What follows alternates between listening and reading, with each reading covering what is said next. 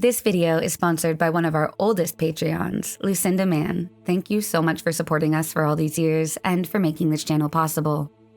Brandi Ellen Wells was born on November 28, 1992 in Tyler, Texas. During her childhood, she was known for her outgoing and sociable personality. Attending Chapel Hill High School, she loved practicing on her flute for the school band, and was also a dedicated member of the Flag Corps, the costumed girls who dance ahead of the marching band with flags or batons twirling. Initially, Brandi aspired to become a country singer, but she later changed her mind and her career goals were focused on becoming a kindergarten teacher, inspired by her grandmother.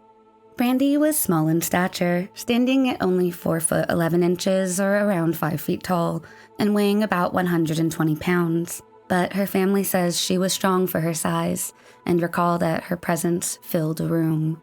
After graduating high school, Brandi was awarded a scholarship to the University of Texas for her previous accomplishments in the Flag Corps, and she continued to pursue her passions while also attending college. At college, she met a young man and fell in love. Later, in her second year, she married him at the age of 19. Together, they moved out and lived on their own. However, the financial strain of living independently pushed Brandi to leave her studies and obtain a full-time job. 2 years later, the couple got a divorce, and Brandi moved alone to San Antonio in order to live with a male friend. Brandi and this male friend eventually started dating, but 2 years after that, the man ended up enlisting in the army and moved overseas. After this relationship ended, Brandi decided to move closer to her family and friends. So she moved in with a roommate in Brownsboro, Texas, 20 miles from her family home in Tyler. Brandi was then 23 years old and had wanted to restart her life and finish her education. She had reached out to her Flag Corps coach at Trinity Valley Community College to inquire if she could utilize her previous scholarship to attend there. The coach told her that she would need to try out for the team again. Brandi tried out for the team and made the cut. While she had been anxious about returning to college as she was older than her classmates, she also was filled with excitement as she embarked on this new chapter of life. Brandi had still been struggling financially, so she planned to pawn her own jewelry. Brandi got a job at the local Walmart and had been waiting for her manager to allocate a slot for her in the schedule. By all accounts, she was happy and had been looking forward to her future. On August 2nd, 2006, the evening of Brandi's disappearance, she had traveled from her Brownsboro home to her family home in Tyler, Texas. Her mother, Ellen Tant, was surprised by her sudden visit, but excited to see her daughter. Brandi stayed and talked with her mother a bit, with her mother insisting that she stay the night.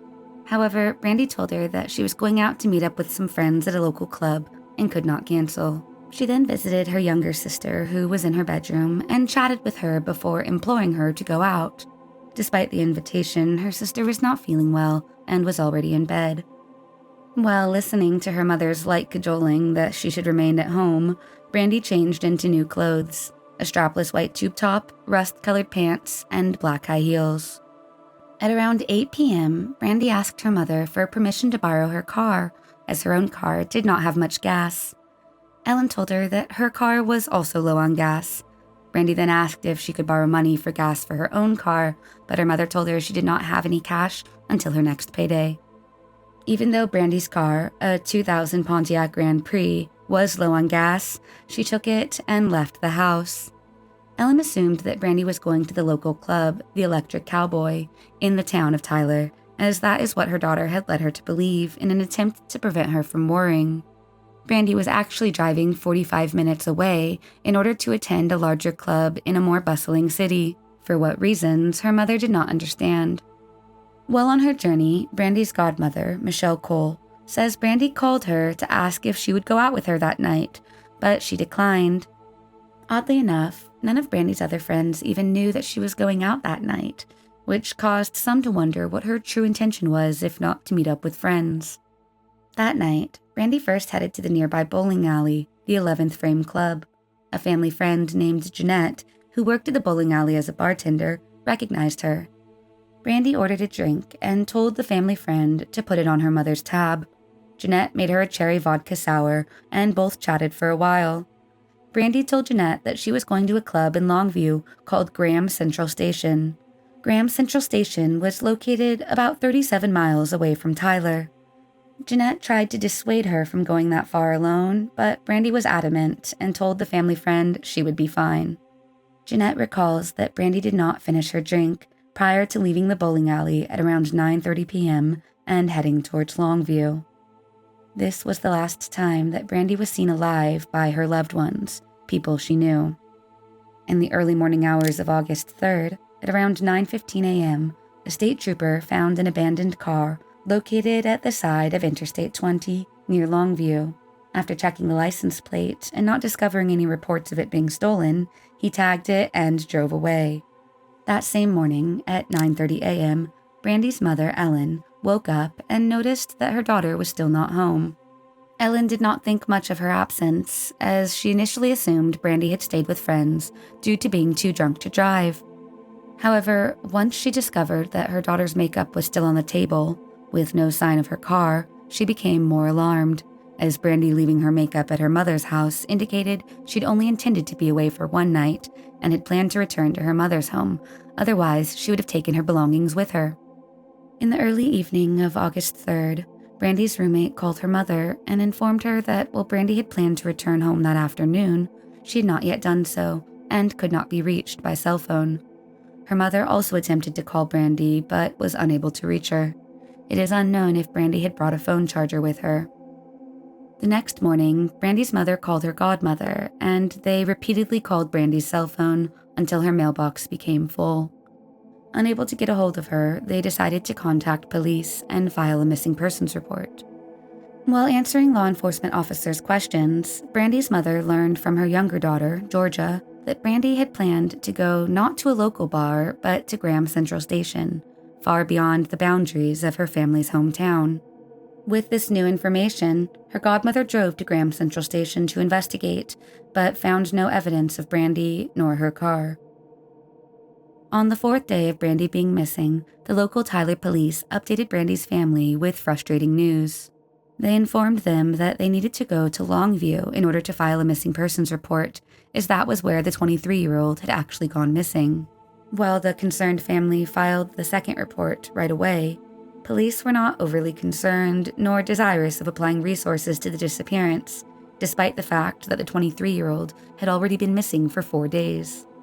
On the 6th day of Brandy's disappearance, investigators finally decided to visit her last known location, the bar 45 minutes away from her mom's house, Graham Central Station.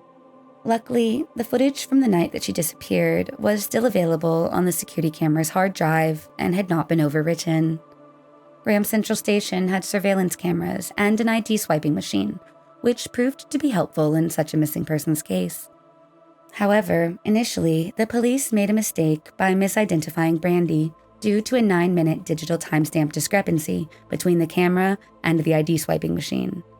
When at first they searched the video using the timestamp, investigators, as well as some of Brandy's family members, misidentified a different woman as being the now missing 23-year-old. This woman had entered the club with 2 unknown males. The footage of these misidentified people were played on the news for all to see, and the media would spend 6 weeks misidentifying the missing woman.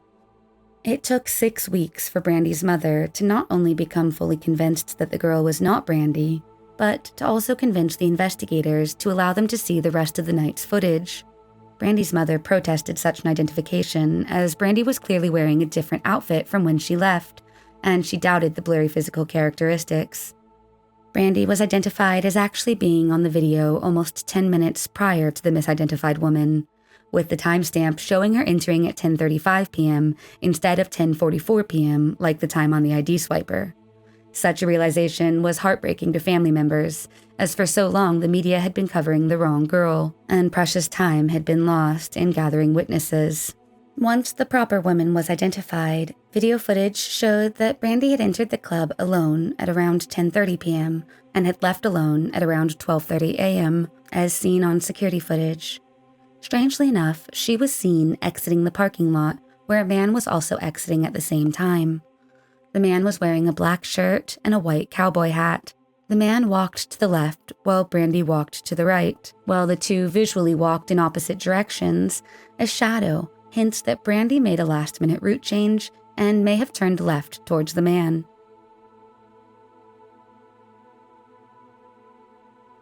Some wonder if she changed her mind and decided to interact with the man, or maybe the man called out to her. Some have also speculated that she may have just forgotten where she parked. As there were no cameras in the parking lot, it is unclear if the man had anything to do with her disappearance. As this was the last known person to see Brandi Wells, many question why he was not interviewed, but some say he may never have been identified. Police also learned that between leaving the bar and getting to the club, Brandi placed 2 calls to Graham Central Station. It is believed that she did not know the direction to the club and made at least one wrong turn and needed to confirm directions to the nightclub. 6 days after her disappearance, police found out that the car that the state trooper had found in the early morning hours of August 3rd had belonged to the missing woman. At that time, as Brandi was not reported missing, Brandi's car was not reported stolen, and therefore the trooper simply marked it as an abandoned vehicle and moved on. Once Brandi was reported missing, the car was identified as belonging to her, after a motorist reported the abandoned car still sitting on the side of the road on August 8th. Police conducted a search of the vehicle while police dogs searched the area. Upon inspection, it was observed that the driver's seat had been pushed back significantly further than Brandi's 4'11" frame would require, suggesting that it had been adjusted for someone up to 6'2". This detail troubled Brandi's family, who could not conceive of her driving with the seat in such an uncomfortable position. The car contained her purse, wallet, and ID, as well as a napkin bearing a man's name and phone number.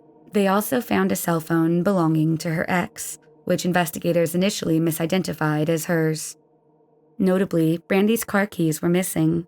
Additionally, a gas can was discovered in the trunk, which did not belong to Brandi, and investigators claim they could not confirm if it had actually been used. Despite an extensive search of the car, police were unable to find fingerprints inside the vehicle, suggesting that the entire interior had been meticulously cleaned. Police attempts to move the car from the roadside likely caused unintentional destruction of evidence, and it remained unclear whether Brandi had actually run out of gas or not. Investigators attempted to add gas to the car to keep it running, but discovered that the key being used was triggering an anti-theft device. It was never reported whether her gas tank was measured before the gas was added. The abandoned car brought up the question as to whether its driver had been incapacitated. And while it is unclear if Brandi had a drink at the bar, witnesses recall Brandi appeared to be sober when she left, and drunk driving is not thought to be a factor. When interacting with the male patrons of the bar, witnesses recall that Brandi was hyper-focused on the fact that her car was dangerously low on gas. Despite this verbal fixation, as confirmed by at least 2 others, police neglected to check the footage or interview employees of gas stations along the route in or out of Longview, which would establish if Brandi ever actually made it to her car after leaving the club. Police wondered if Brandi had finally run out of gas after leaving the bar, and theorized that possibly a motorist whom Brandi may have encountered could have been involved in her disappearance. However, without confirmation on whether she had actually run out of gas, this theory cannot be fully substantiated, and no one has come forward to say they assisted a woman or interacted with an occupant of the car. Police also called the number provided on the napkin found in Brandi's car. The man confirmed that he had met the 23-year-old at the bar and had offered her a drink. However, she declined. He then wrote his name and number on a napkin and gave it to her.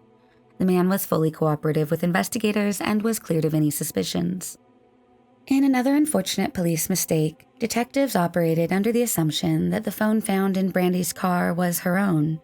Investigators never showed the family the phone to confirm it was hers, nor did they try to gather phone records early in the investigation. Instead, investigators called the numbers on the phone, one by one, asking about Brandi. Detectives were confused as to why only some of the call recipients knew who Brandi was.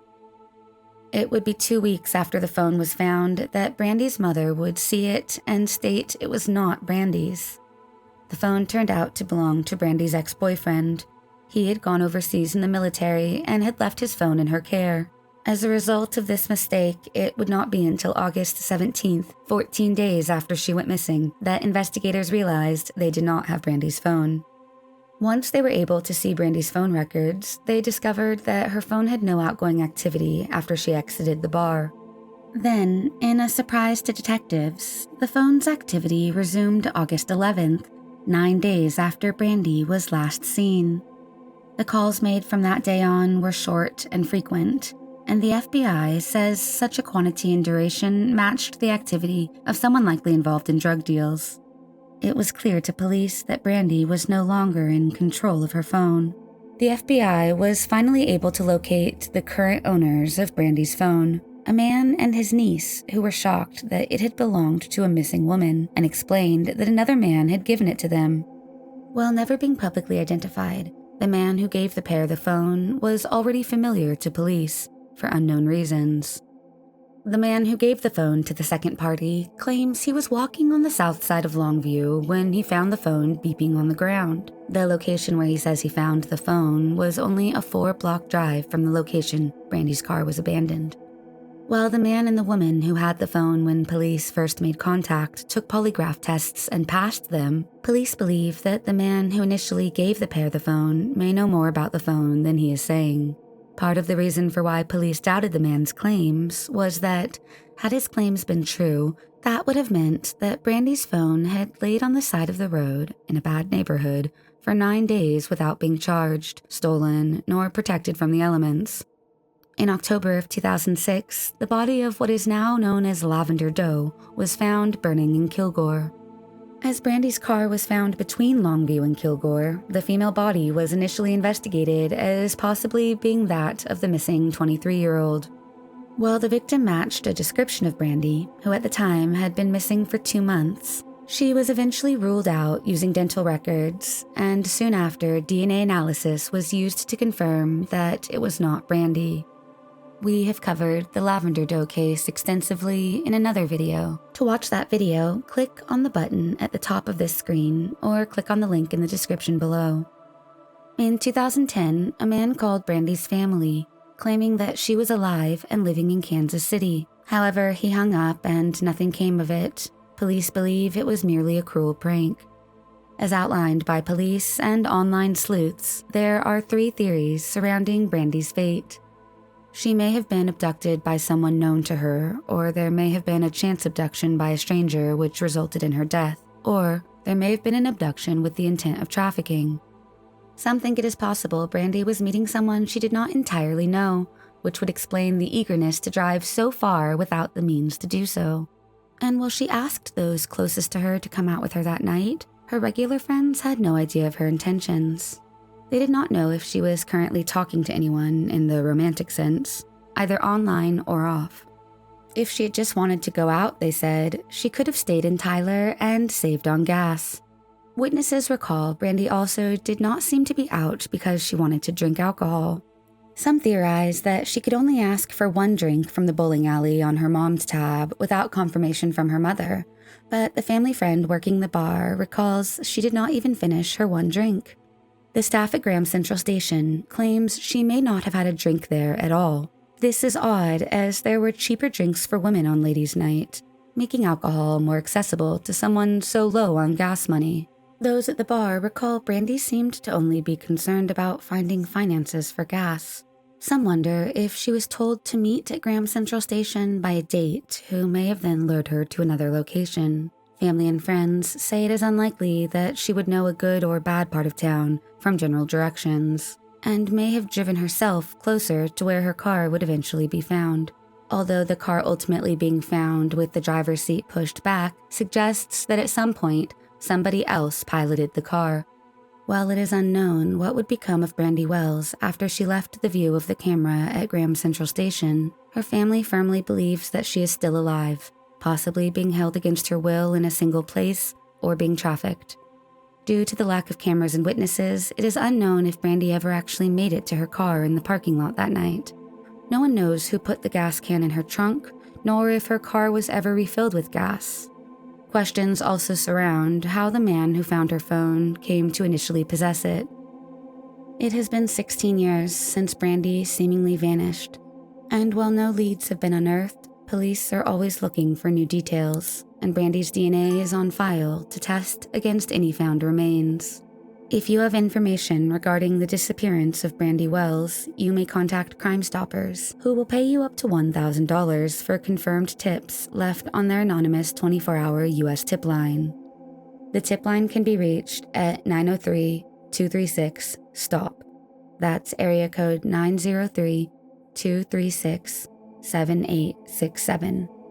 You may also contact Longview Police Department at 903-237-1199 with any relevant information.